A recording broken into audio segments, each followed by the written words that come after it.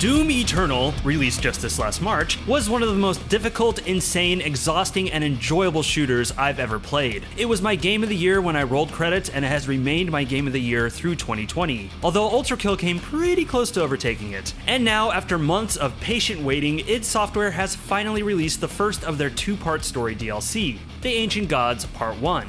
Ancient Gods is more of everything. More demons, more carnage, more glory kills, more platforming. But is this much anticipated expansion worth the $20 price tag? What's up everybody, I'm Kirk, and today we are taking a look at Doom Eternal: The Ancient Gods Part 1. But before all that, please be sure to subscribe to this channel for more ripping and tearing. Alright, let's begin.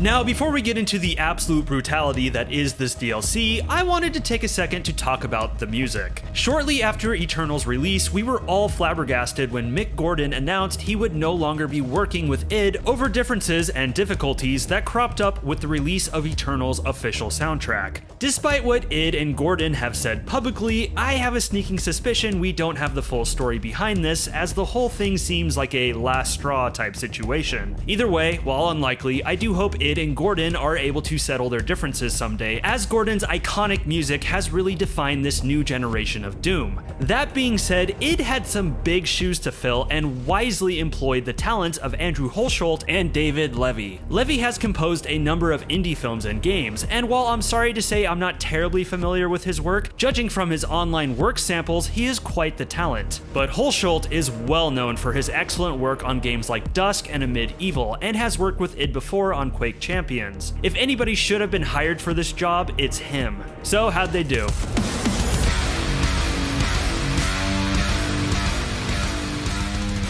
Ancient Gods soundtrack is magnificent and sounds correct for Doom. They didn't stray too far from what Gordon established, heavy metal melded with synth. However, any fan of Hulshult will quickly sniff out his style, particularly in the combat sequences. I commend these guys for stepping into a delicate situation and a presumably tight schedule. They really have produced some great work here. I can't wait to hear what's next in the Ancient Gods Part 2 and perhaps the next Doom installment. Alright, now with the pain.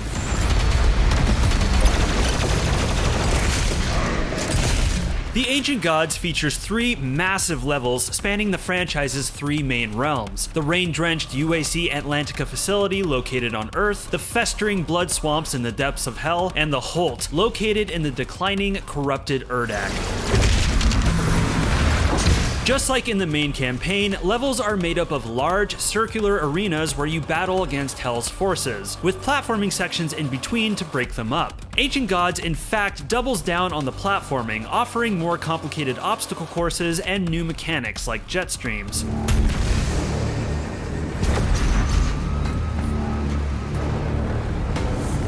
I was actually pretty indifferent on the platforming in Doom Eternal. Didn't love it, didn't hate it, and wasn't really sure it added all that much to the Doom formula. Ancient Gods doesn't change that opinion. Still don't love them, still don't hate them. But I did appreciate them for the much needed breaks in between combat.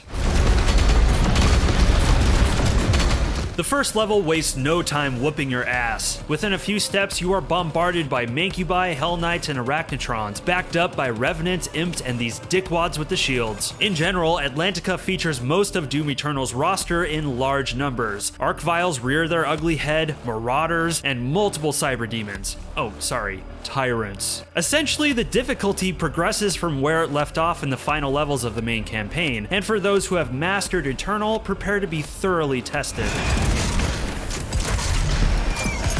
Arenas are designed to be more limited and compact. There's an emphasis on fighting larger numbers in tighter spaces, and it's a lot easier to get yourself cornered and bombarded. There were a few times where the combat arenas would become so saturated with demons, I found my movement totally hindered. It did get frustrating, but just like the previous games, it's just a matter of understanding and utilizing the level layouts to your advantage. And yeah, getting to that point will take some crushing deaths.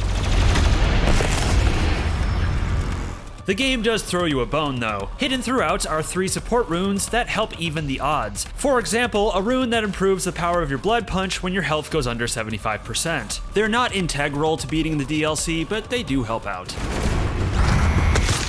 Atlantica introduces you to the Ancient Gods' first new enemy type, the turrets. Basically eyeballs that shoot you and hide in their little towers. They're like little baby Saurons. Aww, he wants to kill Frodo. The best way to kill them is with the sniper function on the heavy cannon or with the ballista. They don't seem like much, but they do put a lot of pressure on you in battles, especially when there's multiples of them. Ancient Gods in general loves putting players in situations where they have to have rapid precision in the midst of heated battles, which I love and hate at the same time.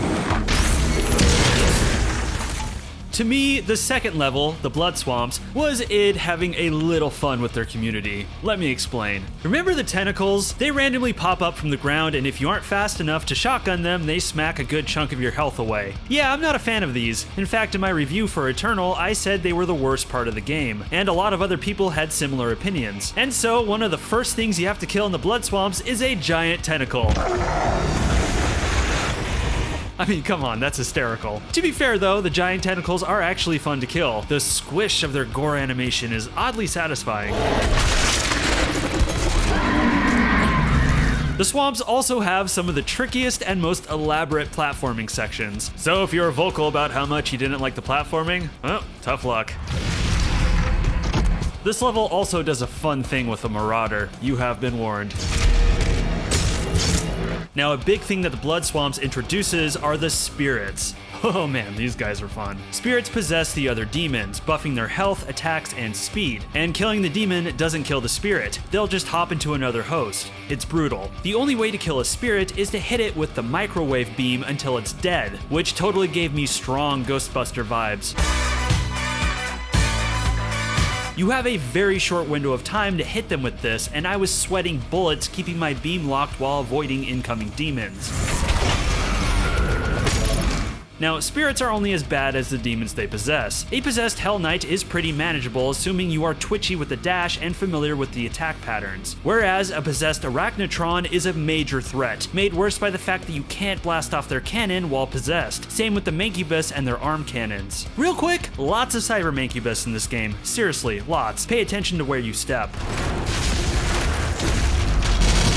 Here's the thing to keep in mind about the spirits. If a demon can be possessed, it likely will be possessed. If there's a worst case scenario that popped into your head when I said that, yep, expect it to happen. Prioritize these guys when they show up and save your plasma ammo. All in all though, a wonderful and sinister addition to the demon roster.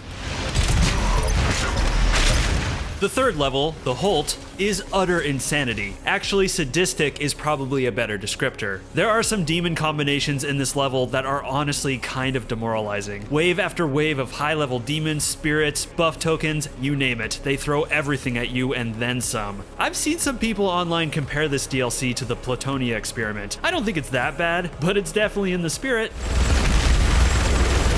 While this level is exhausting, I have to say, I loved it. I like my shooters hard, and when a game plays as good as Doom Eternal, the harder the better. But even so, while there's certainly going to be a lot of talk and hyperbole when it comes to the difficulty, at the end of the day, it was never insurmountable. Take a lot of deep breaths, think about what you're doing, and drink a lot of caffeine, and you'll get through it, and be a much more skilled Doom player by the time the credits roll. The Holt also introduces the Blood Makers. They have a shield covering them at all times, which only lowers when they attack, and just like the standard Makers, a direct headshot is the best way to kill them. If you miss, you're gonna get hit with an AoE attack that will slow your movement.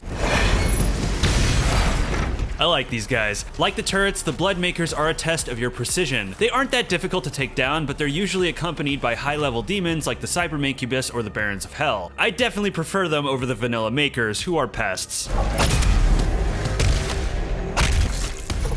Lastly, I'm not gonna spoil it, but the final boss is pretty awesome. It's a mean, punishing fight for sure, but I prefer it over the Icon of Sin.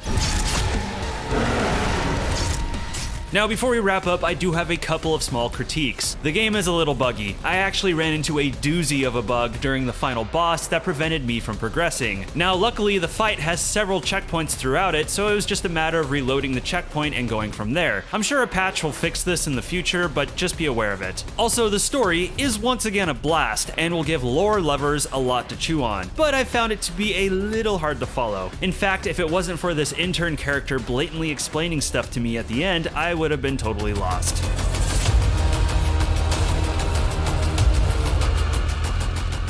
Overall, what I really love about this DLC is that it takes all of the existing mechanics of Doom Eternal and does some really creative things with them. It definitely results in some of the most punishing difficulty the series has ever seen, but this is also some of the most interesting and rewarding combat the series has ever seen. This DLC will test your skills to their limits. Coupled with that, some fun new enemy types and some talented new composers, and what you have is a great start to this two-part DLC.